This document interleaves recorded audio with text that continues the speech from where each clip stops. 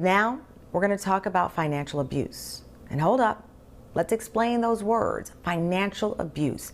It's something that not everybody understands or even is aware of. It happens when an abusive partner controls your finances or keeps you on an allowance or maxes out your credit cards to keep you from leaving. You'll hear from a woman who dealt with it and then stood up to change the laws in her state so the same wouldn't happen to anyone else.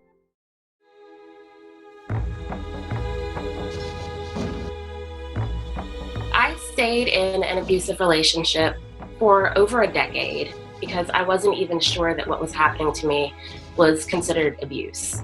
I was pushed, I was shoved, I was cyberbullied. I had bank accounts drained on a regular occasion to punish me for things that I had done that it made him angry.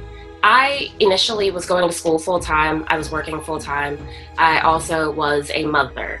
The expectation was that I juggle everything that I had on my plate and then come home and I'm doing 100% of the cooking, 100% of the cleaning. And it escalated to a point where I was physically exhausted. I ended up making the decision to quit my job so that I could focus on school. The minute that he gained financial control over me, it became a tool that was used as a weapon. Money was put into accounts that only he had access to. And then when the relationship actually ended, once I got a protective order, the joint bank accounts were drained and I had no job at the time. So I had $0 and 3 children to feed and my credit got completely destroyed.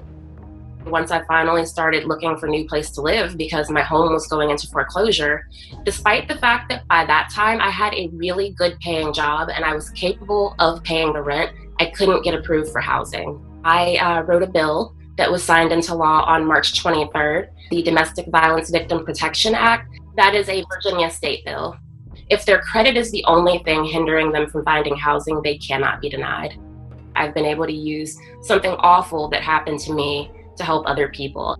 Domestic violence takes all types of different shapes and forms. Just because what you're going through doesn't look like what someone else may have experienced doesn't mean that it's not real.